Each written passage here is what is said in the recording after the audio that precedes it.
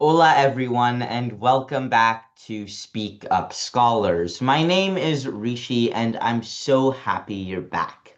So far, we've learned what debate is, how to build a strong argument using claim, reason, and evidence, and today's lesson is a big one, but I believe you can do it.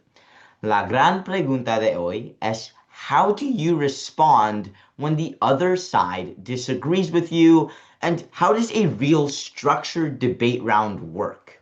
So today we'll learn two important things. First, we'll learn how to refute, the fancy word for how to respond to an opponent's argument. And second, we will be learning a simple debate format based on an abbreviated version of LD, or Lincoln-Douglas debate. Now let's begin. So first, let's talk about what a refutation is. A refutation means responding to the other side and explaining why their argument is weak, incomplete, or less convincing. En español, puedes creer de un refutation es un refutación. In debate, you're not only giving your own ideas, you're also actively listening to the other side and answering them. That is what makes a debate a real debate. It's not just presenting your case, it's about being able to think critically and pragmatically to respond to your opponent's case. Now, if you only say your opinion and ignore the other side, that's not enough. A good debater does two things very well. They're able to obviously give good arguments using that claim, reason, evidence format, but also respond to the other side's arguments. So refuting is a very important skill. But let's be clear, refutation does not mean being rude. It does not mean physically or verbally attacking the other person. No significa pelear, no significa insultar. En debate, we challenge the argument, not the person. So instead of saying you're wrong, a better debate response might be that argument is weak because blah, blah, blah. Or that point is not convincing because the evidence is biased or it's limited. Or my side outweighs your side because blah, blah, blah. Now, that's how debaters disagree respectfully. Debatir bien means disagreeing with ideas in a calm, thoughtful manner. Now, here's a simple formula for beginners. This is akin to the claim, reason, evidence that we use for your arguments. For refutations, it's they say, I say, because. That simple. Repeat it with me. They say, I say, because. So let's say the other side argues school uniforms are good because they reduce distractions. You could respond like this. They say uniforms reduce distractions. I say uniforms are not the real solution because students can still be distracted even if everyone wears the same clothes. That's a refutation. You listened to their point, you answered it pragmatically and critically, and you explained why. Here's another easy formula. Answer the point, explain why, compare. They say homework builds responsibility, but that argument is weak because too much homework can induce stress and cause sleep problems. My argument is stronger because student health affects learning every single day. That is also a refutation. Now, there are many ways to refute, but we'll keep it simple. Here are the three beginner-friendly ways.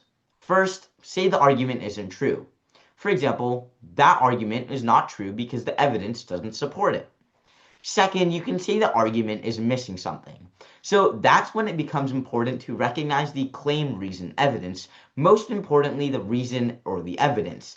That's how you can effectively refute your opponent's points. You can say that argument doesn't have a reason or that argument doesn't have any qualitative or original evidence that's backing up that point. Third, you can say your argument matters more. So that in debate terms is called outweighing your opponents. Imagine we have scales. Your argument is here, your opponent's argument is here. You're essentially trying to tip the scales into your favor, trying to make the judge recognize that your argument is the only argument in the round that truly matters. That third one is very important because it's not just a refutation, it's also an effective way to close out your speech and sum up the entire debate for a judge. Both sides have decent arguments, so in debate, You always need to explain why your side es más fuerte. Eso importa mucho. Now let's look at an example. Let's say the topic is students should not have homework on weekends. El lado afirmativo dice students should not have homework on weekends because they need time to rest and protect their mental health.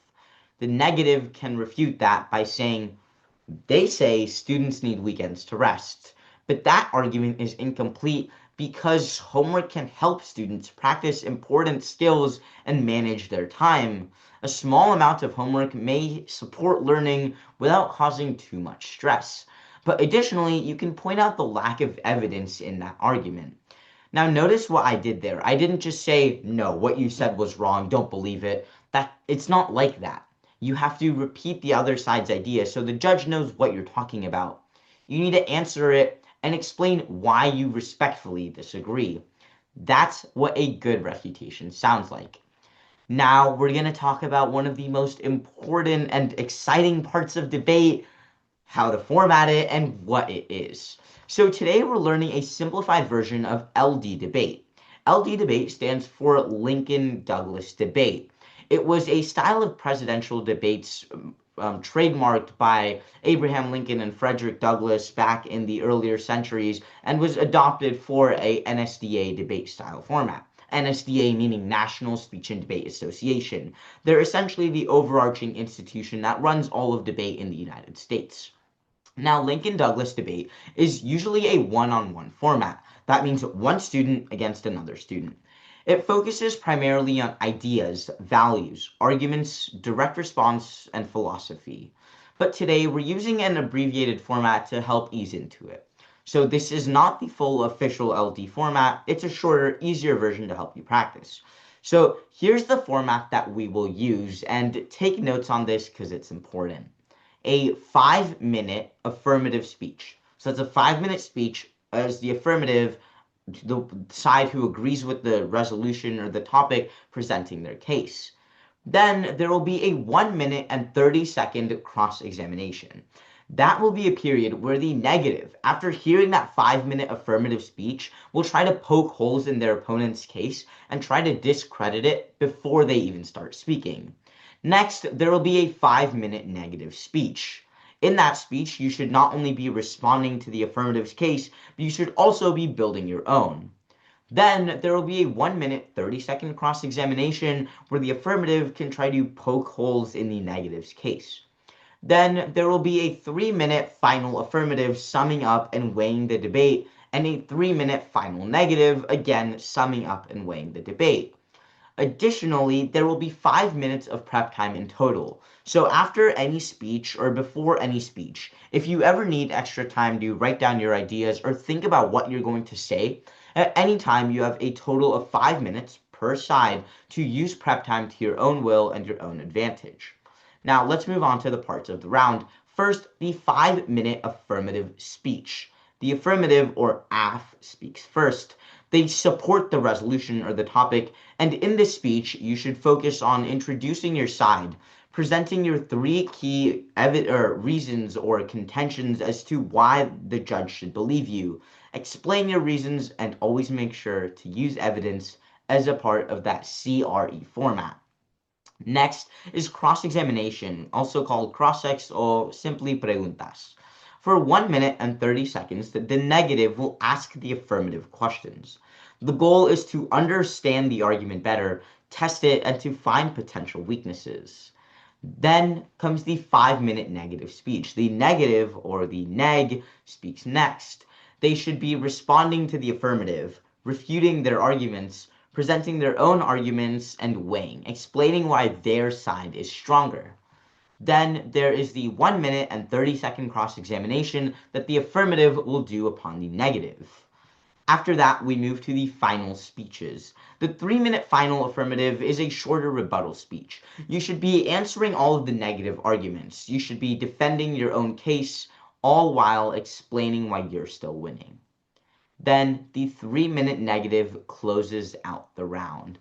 The negative should be responding to the affirmative's final points, explain why the negative side is stronger, and summarize why the judge should vote for them.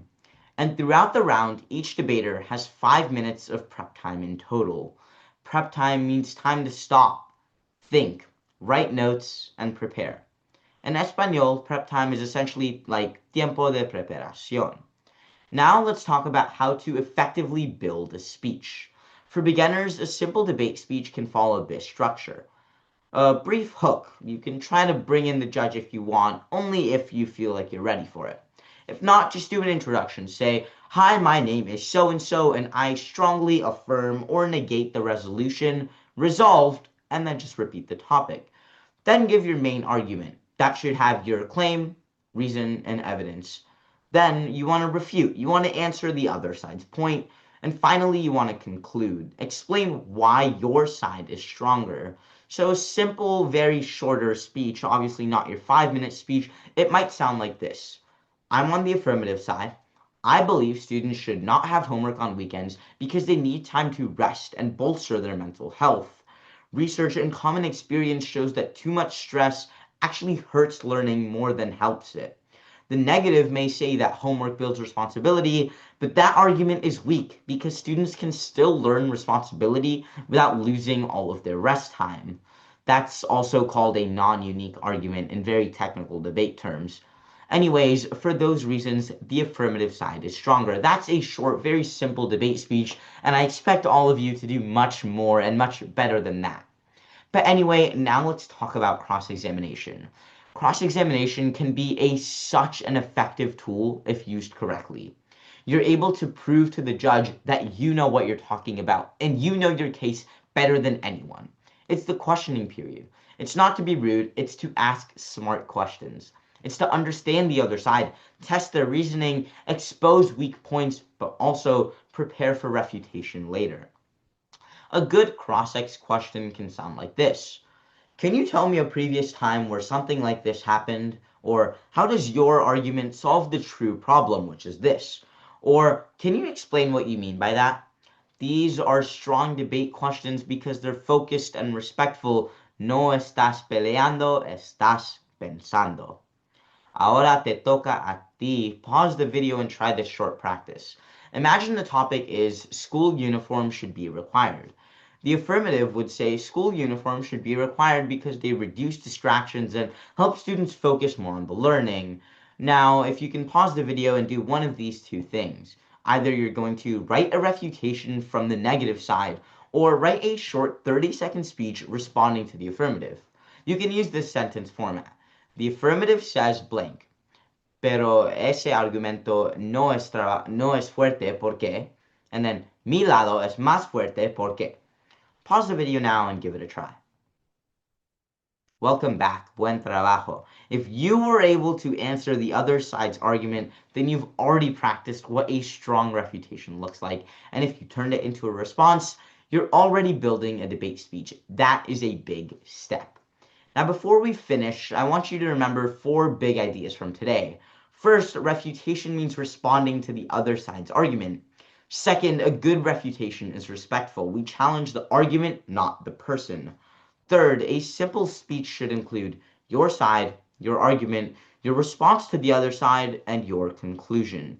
And fourth, debate rounds follow a structure. In our abbreviated LD format, each side gets speeches, cross-examinations, and prep time. Make sure to use that time effectively and never feel afraid to use it.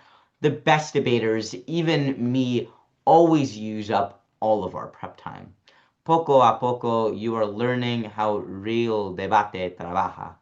Gracias so much for joining today's lesson, and I can't wait to see where your debate journey takes you next. Have a nice day. Thank you.